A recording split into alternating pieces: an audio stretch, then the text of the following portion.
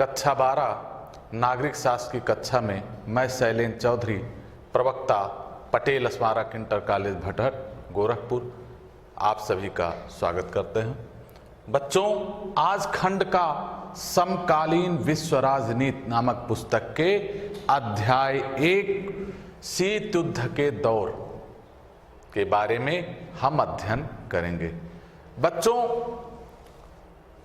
अध्याय शुरू करने से पहले हमें यह समझना होगा कि इस अध्याय में हमें क्या पढ़ना है और क्यों पढ़ना है। बच्चों, पहली चीज हम शीत युद्ध के बारे में समझेंगे कि यह है क्या। क्यूबा का मिसाइल संकट क्या है, जो शीत युद्ध की पराकाष्ठा थी, उसके बारे में हम अध्ययन करेंगे। और इस शीत युद्ध के दौरान विश्व किस प्रकार दो गुटों में बटा, उसको बारे में हम अध्ययन करेंगे। और ये जो शीत युद्ध था,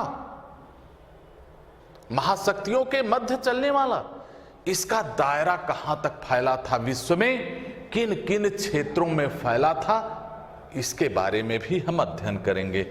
और इस शीत युद्ध को बाद जो द्विध्रुवीय विश्व बना, उसको चुनौती कौन दिया, किस गुट ने चुनौती दिया, वो गुट निरपेक्ष था, उसके बारे में हम अध्ययन करेंगे।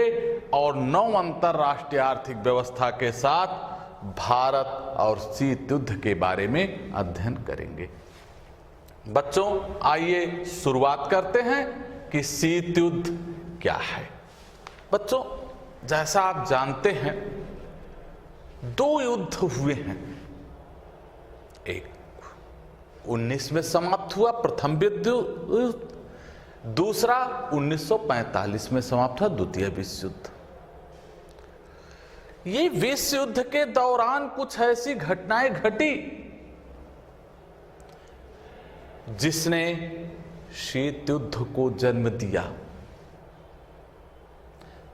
अब प्रश्न ये उठता है कि शीत युद्ध है क्या। वास्तव में शीत युद्ध, जिसे अंग्रेजी में कोल्ड वार कहते हैं, यह प्रत्यक्ष में युद्ध नहीं होता, बल्कि युद्ध की संभावनाएं बनी रहती हैं। यह केवल एक वैचारिक युद्ध होता है, कूटनीतिक युद्ध होता है। हथियारों से प्रत्यक्ष युद्ध नहीं लड़ा गया, उसी को शीत युद्ध के नाम से जाना गया। प्रश्न ये उठता है, ये शीत युद्ध किनके बीच में था और इसके कारण क्या बने। देखिए, जब द्वितीय विश्व युद्ध चल रहा था तो 2 गुटों में युद्ध था। एक मित्र राष्ट्र थे जिसमें अमेरिका, ब्रिटेन, फ्रांस, सोवियत संघ, ये लोग थे। दूसरा ध्रुव राष्ट्र थे, इटली, जर्मनी, जापान थे। इस युद्ध के दौरान अगस्त 1945 में अमेरिका ने परमाणु विस्फोट किया, परमाणु बम गिरा दिया जापान में। इस घटना से सोवियत संघ के मन में अविश्वास का वातावरण हो गया और साथ ही साथ उस घटना की आलोचकों ने कहा कि अमेरिका की यह घटना अनावश्यक थी, क्योंकि उसे यह पता था कि जापान आत्मसमर्पण करने वाला है। ऐसी स्थिति में परमाणु बम गिराना न्यायोचित नहीं था। आलोचकों ने यह भी कहा कि अमेरिका अपने वर्चस्व को दिखाने के लिए, सोवियत संघ के प्रभाव को कम करने के लिए इस तरह की घटनाएं की। इससे अविश्वास का वातावरण जन्म लिया। विश्व युद्ध की समाप्ति के बाद जो यह अविश्वास का वातावरण पहले से बन चुका था, वो और प्रबल होता गया। अमेरिका उदारवादी पूंजीवाद का नेतृत्व करने लगा और सोवियत संघ साम्यवादी समाजवाद का नेतृत्व करने लगा। इन दो गुटों के कारण शीत युद्ध प्रबल होता गया। इस शीत युद्ध के दौरान आपको देखने को मिलेगा कि विश्व दो गुटों में बढ़ चुका था, पूंजीवादी नेतृत्वकर्ता अमेरिका और साम्यवादी नेतृत्वकर्ता सोवियत संघ के नेतृत्व में। सैन्य गठबंधनों का बोलबाला हो गया था। इसके अलावा विश्व गुटों में बंटने लगे।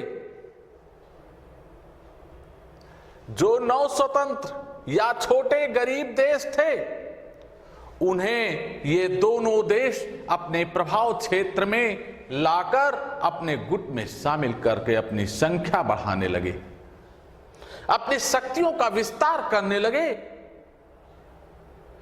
और एक विशेषता इस देखने को मिली शीत युद्ध में, वह क्या थी? हथियारों की दौड़ प्रारंभ हो गई। नित नए परीक्षण होने लगे, मिसाइल तैनात होने लगे। यह भी एक दौर था। एक और चीज देखने को मिली विशेषता के तौर पे, वह यह थी कि जो छोटे देश थे, उनको दोनों महाशक्तियां अपने गुट में शामिल करने के लिए आर्थिक मदद देना प्रारंभ कर दिए। और अफ्रीका, दक्षिण एशिया और एशिया में इन महाशक्तियों के हस्तक्षेप बढ़ते गए अपने प्रभाव के विस्तार के लिए। अब आते हैं इस शीत युद्ध जो हुआ, इस शीत युद्ध का परिणाम क्या हुआ? पहला, सैन्य संगठनों की स्थापना हुई। अमेरिका ने अपने नेतृत्व में अपने जो समर्थक देश थे, ज्यादातर पश्चिम यूरोप के देश थे उसके समर्थक, उनको लेकर नाटो, उत्तरी अटलांटिक संधि संगठन की स्थापना की। इसके विरोध में सोवियत संघ ने अपने समर्थक देशों, जो पूर्वी यूरोप के देश थे अधिकतर, उनको लेकर वार्सा पैक्ट नामक संगठन का निर्माण किया। अब अपने प्रभाव क्षेत्र को बढ़ाने के लिए अमेरिका ने और अपना विस्तार करना चालू किया। उसने सीटों की स्थापना की, दक्षिण एशियाई संधि संगठन करके दक्षिण एशिया की तरफ अपने को मोड़ लिया। फिर सीटों बनाया, केंद्रीय सैन्य संगठन की स्थापना की। और इस जो सैन्य संगठनों की स्थापना का यह दौर था, इसमें शामिल देशों को ये महाशक्तियां आश्वासन देती थी कि आपकी सुरक्षा की जिम्मेदारी मेरी है, ये और आपके ऊपर आक्रमण ये पूरे संगठन के ऊपर आक्रमण माना जाएगा, जिससे और उसका मुकाबला हम सब मिलकर करेंगे। ये सैन्य संगठनों की स्थापना का दौर हुआ। हथियारों की दौड़ प्रारंभ हो गई। शीत युद्ध में अपने वर्चस्व की स्थापना, क्योंकि हुआ क्या, दोनों महाशक्तियां एक दूसरे का आकलन करने में लगभग असफल हो रही थी। अतः उन्हें यह डर था कि उनके पास कितने हथियार हैं, और इसके चक्कर में बच्चों हथियारों की दौड़ प्रारंभ हो गई। नित नए हथियार बनने लगे और शक्ति प्रदर्शन के लिए और गठबंधन की रणनीति अपनाई गई।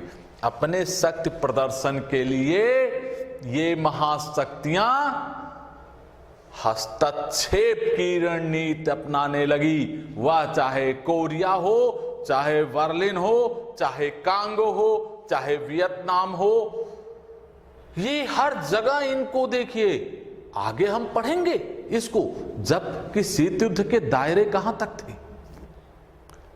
ये अपने प्रभाव को बढ़ाने का कि इसके अलावा 9 स्वतंत्र देशों की चिंता, जो द्वितीय विश्व युद्ध के बाद 9 स्वतंत्र देश थे, लातिन अमेरिकी, दक्षिण अफ्रीकी, दक्षिण एशिया के तमाम देश, जो 9 स्वतंत्र देश थे, उनके सामने 2 गुट मौजूद थे। उनके सम्मुख यह समस्या थी कि वो अपनी स्वतंत्रता को कायम रखें अथवा किसी गुट में शामिल हो जाएं, क्योंकि गुटों में शामिल होने का मतलब था अपनी स्वतंत्र विदेश नीति का परित्याग कर देना। यह 9 स्वतंत्र देशों के सम्मुख सबसे बड़ी चिंता का कारण बना। इसके अलावा सदैव युद्ध की आशंका, शीत युद्ध में तनाव चरम पे हुआ करता था, जो आगे हम पढ़ेंगे क्यूबा के संकट में,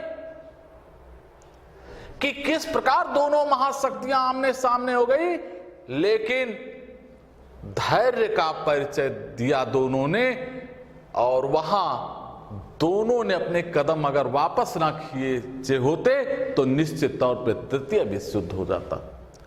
युद्ध की आशंका से जो है दोनों अपने कदम खींच रहे थे, और यही कहा है कि शीत युद्ध के दौरान युद्ध की आशंका सदैव बनी रहती थी।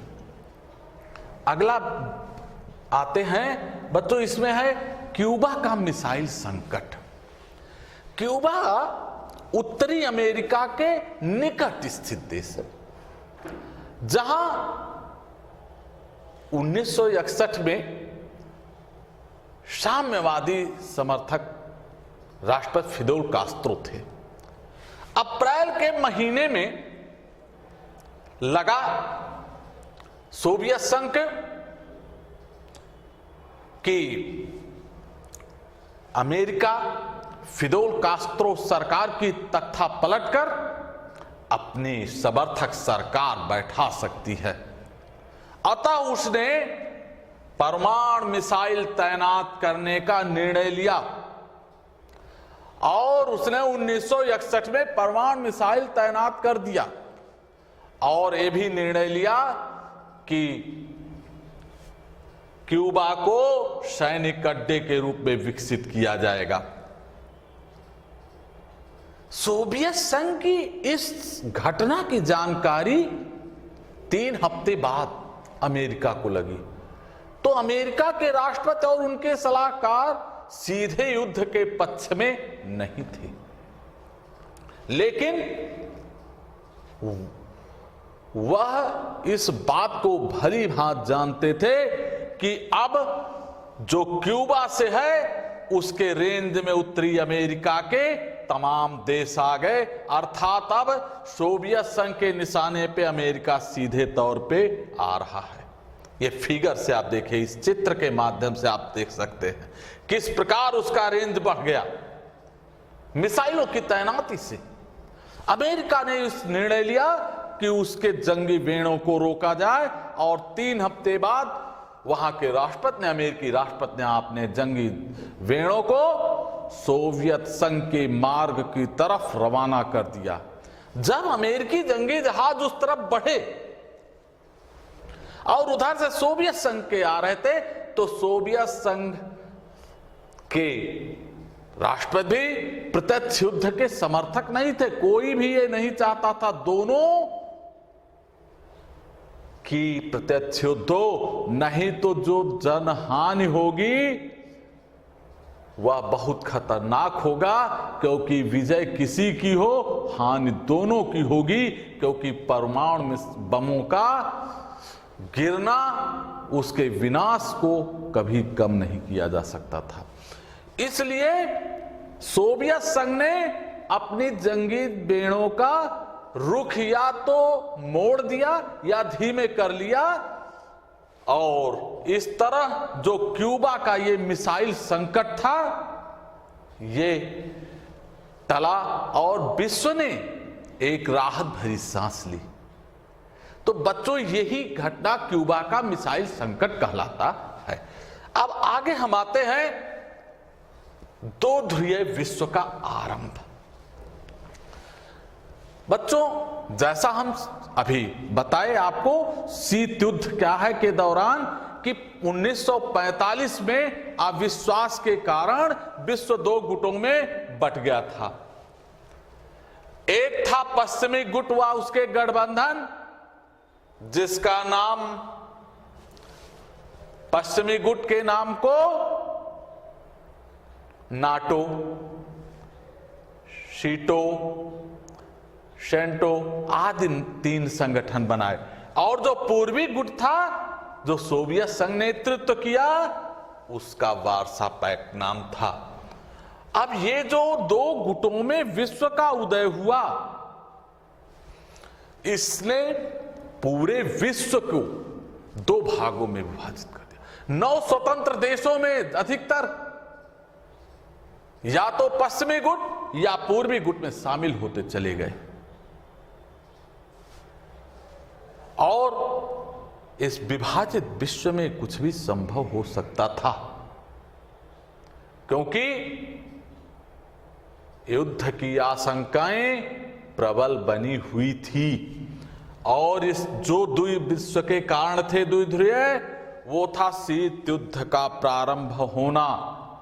शीत युद्ध के कारण ही विश्व 2 ध्रुवों में बटा था। और इसके अलावा महाशक्ति बनने की दौड़, दोनों में अपने वर्चस्व को स्थापित करने के लिए इसको द्विध्रुवीय विश्व को और बढ़ावा मिला। क्योंकि दोनों प्रत्यक्ष युद्ध ना लड़कर वैचारिक युद्ध, कूटनीतिक युद्ध लड़ रहे थे और अपने अपने गुट में देशों को सम्मिलित कर रहे थे। फिर पारस्परिक अविश्वास का माहौल था।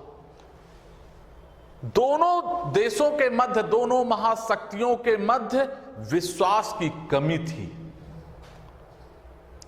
दोनों भी एक दूसरे के ऊपर विश्वास करने के लिए तैयार नहीं थे। इसके संदर्भ में U2 की घटना, जो एक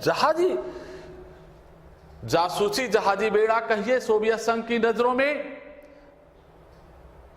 इसे सोवियत संघ ने मार गिराया जो अमेरिका का था U2। सोवियत संघ ने कहा कि ये जो जासूसी जहाज है, इस घटना के लिए अमेरिका माफी मांगे। अमेरिका ने मना कर दिया। यह अविश्वास के माहौल की ही देन थी।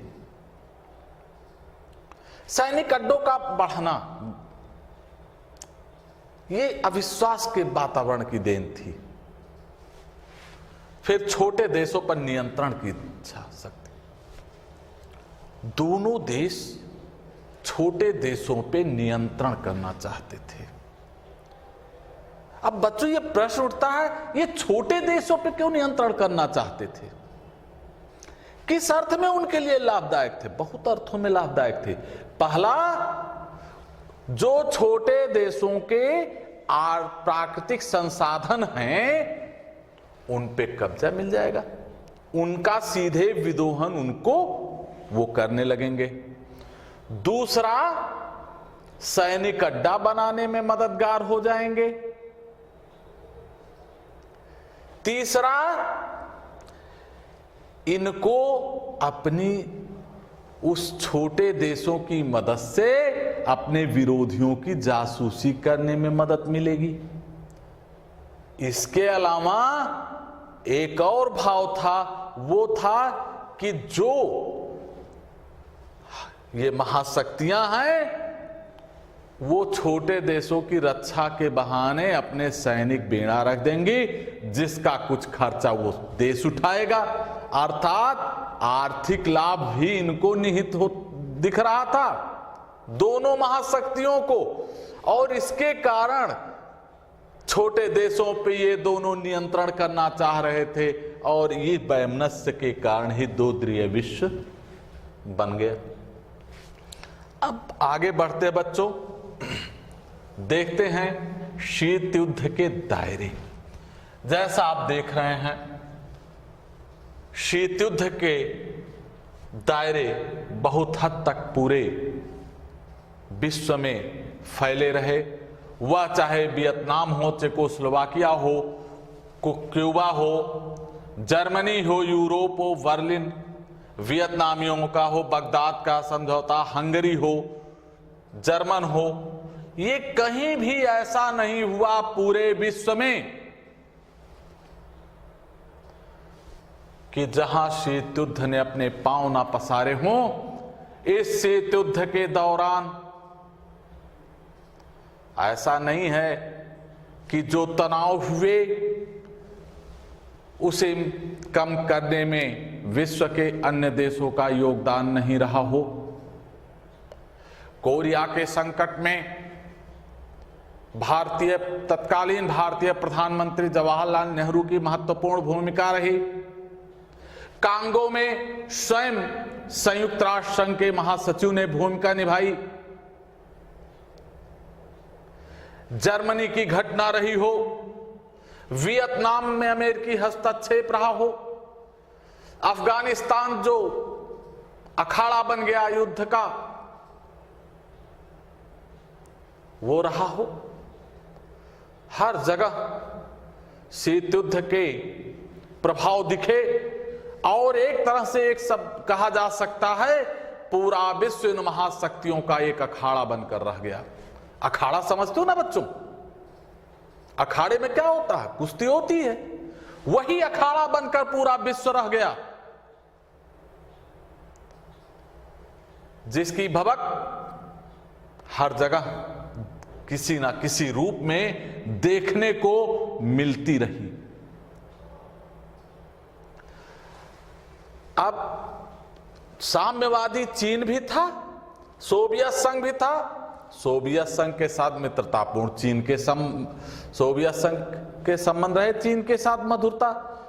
लेकिन 60 के बाद जो है चीन के साथ कुछ मतभेद उभरे सोवियत संघ के, और चीन की मदद अमेरिकी करने लगा। ये घटनाएं ऐसी हैं, साम्यवादी दोनों थे, चीन और सोवियत संघ, लेकिन मदद चीन की अमेरिका द्वारा हुआ। ये घटनाएं ऐसी थी कि कुछ भी संभव है। शीत युद्ध के दौरान इन दोनों महाशक्तियों द्वारा साम दाम दंड भेद ये चारों नीतियां अपनाकर अपने वर्चस्व को, अपनी शक्ति को बढ़ाने का प्रयास किया जाता रहा, जिससे कि वो महाशक्ति बनकर उभरे। इसके बाद बच्चों आते हैं इस द्विध्रुवता को चुनौती देने वाले जो गुटनिरपेक्षता। ये महत्वपूर्ण है बच्चों कि गुटनिरपेक्षता क्या है। देखिए, जब द्वितीय विश्व युद्ध की समाप्ति के बाद लातिन अमेरिकी, दक्षिण अफ्रीका, दक्षिण एशिया के अनेक देश स्वतंत्र हुए। उनके सम्मुख दो प्रश्न थे, या तो वो किसी गुट में शामिल हो जाए और अपनी स्वतंत्र विदेश नीति का परित्याग कर दें, या तो वो अपनी स्वतंत्रता बनाए रखने के लिए किसी गुट में शामिल ना हो। इस स्थिति में भारत, यूगोस्लाविया और मिस्र के तीनों राष्ट्रपति नासिर, नेहरू और टीटो की तिगड़ी ने 1956 में एक सफल बैठक की, जिसमें इंडोनेशिया के सुकार्णो का योगदान महत्वपूर्ण रहा। और इसके बाद ये तय हुआ कि हम एक संगठन की स्थापना करें जो दोनों गुटों से अलग रहे। उन्होंने इसका स्पष्ट भी किया कि हमारे सिद्धांत क्या होंगे। हम इन दोनों महाशक्तियों से अलग रहेंगे, आवश्यकता अनुसार दोनों से मदद लेंगे, लेकिन जहां पर विश्व समुदाय के मुद्दे आएंगे वहां हम निष्पक्ष भाव से अपनी विचार रखेंगे और कार्रवाई करेंगे। यह था, और इसी के लिए 1961 में प्रथम गुट निरपेक्ष आंदोलन का सम्मेलन 1961 में बेलग्रेड में संपन्न हुआ, जिसमें 25 देश शामिल हुए। लेकिन इसकी महत्ता को बढ़ता हुआ देखते हुए 2016 के 17वें शिखर सम्मेलन में 120 देशों ने भाग लिया और 17 पर्यवेक्षक देशों ने भाग लिया। इस संख्या से आप इसके महत्व को समझ सकते हैं बच्चों। इसका उद्देश्य था विश्व के गुटों से अलग रहते हुए समानता की बात करना, उपनिवेशवाद, रंगभेद की नीतियों का विरोध करना, यह इसके उद्देश्यों में प्रमुख था। गुट निरपेक्षता के जो प्रमुख भाव थे बच्चों, वो प्रमुख ये है कि गुट निरपेक्ष आंदोलन सभी राष्ट्रों को समानता के आधार पर स्वतंत्र नीति बनाए रखने की इच्छा शक्ति के साथ गठित एक संगठन बना।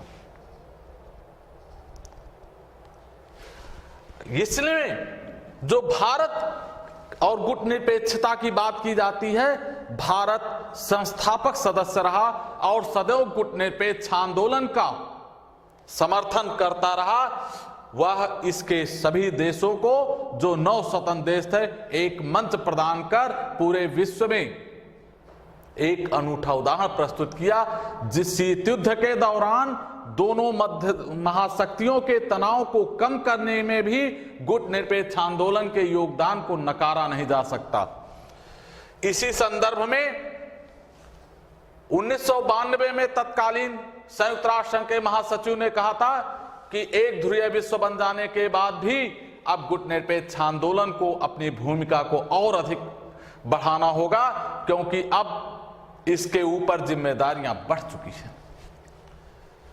भारतीय गुट निरपेक्षता के बारे में कुछ आलोचनाएं भी होती हैं। वो प्रमुख रूप से हैं कि भारत अपने स्वार्थों के लिए गुट निरपेक्षता की अलग अलग परिभाषाएं करता रहता है। भारत किसी भी तरफ मुड़ सकता है। इसके अलावा एक आरोप ये भी लगता है कि दूसरों को गुटों में शामिल होने से रोकने वाला भारत 1971 में खुद सोवियत संघ के साथ समझौता कर उसके साथ शामिल हो गया। लेकिन वास्तव में देखा जाए, सोवियत संघ से हमारे समझौते द्विपक्षीय रहे हैं, ना कि गुट में शामिल होने का रहा है। और जहां आरोप ये लगता है कि गुट निरपेक्षता को अपने हिसाब से परिभाषित करने की, बच्चों ये जान लीजिए, भारत गुट निरपेक्ष आंदोलन के माध्यम से सभी देशों के मुद्दों को बराबर उठाता रहा है। फिर बच्चों आता है नव अंतरराष्ट्रीय व्यवस्था। सभी जो 9 स्वतंत्र देश थे संयुक्त राष्ट्र संघ के, जो गरीब देश थे, उनका एक सम्मेलन 1972 में संयुक्त राष्ट्र संघ के संबंध में, उनके संबंध में जो बैठक हुई, व्यापार एवं विकास के संबंधित सम्मेलन, उसमें towards a new trade policy for development report नामक एक रिपोर्ट प्रकाशित की गई, जिसमें यह कहा गया कि गरीब देशों के संसाधनों पे उनका अधिकार होगा, बड़े देशों को अपने दरवाजे खोलने होंगे, बड़े औद्योगिक देशों को प्रौद्योगिकी की लागत कम करके इन देशों की मदद करनी होगी। इसके साथ ही साथ अंतरराष्ट्रीय संस्थानों में इन गरीब देशों की भूमिका महत्वपूर्ण होगी। लेकिन ये औद्योगिक महाशक्तियों ने इसे लागू ही नहीं होने दिया और यह जो 9 अंतरराष्ट्रीय आर्थिक व्यवस्था थी, यह 1980 तक ये खत्म हो गई। ये विचारधारा वहीं खत्म हो गई। बच्चों आता अगला भारत और शीत युद्ध। भारत ने अपने को गुटों से अलग रखने के लिए गुट निरपेक्ष आंदोलन का सहारा लिया और एक मजबूत नेता के रूप में अपने को प्रस्तुत किया। गुट निरपेक्ष आंदोलन के नेता के रूप में आज पूरे विश्व में गुट निरपेक्ष आंदोलन के नेता के रूप में भारत की महत्वपूर्ण भूमिका है। इस तरह भारत शीत युद्ध के दौरान भी अपनी भूमिका को कभी भूला नहीं। उसने विश्व में जितनी भी महाशक्तियों के मध्य समझौते हुए जो भी संभव हो सकता था उसको किया। विश्व में बढ़ते हुए तनाव में को कम करने में भारत की भूमिका महत्वपूर्ण रही है। संयुक्त राष्ट्र संघ के नेतृत्व में शांति सैनिक भेजकर भी शीत युद्ध के दौरान अशांत क्षेत्रों में शांति कायम करने में भारत की भूमिका महत्वपूर्ण रही है। बच्चों, इस तरह यह अध्याय समाप्त होता है। धन्यवाद।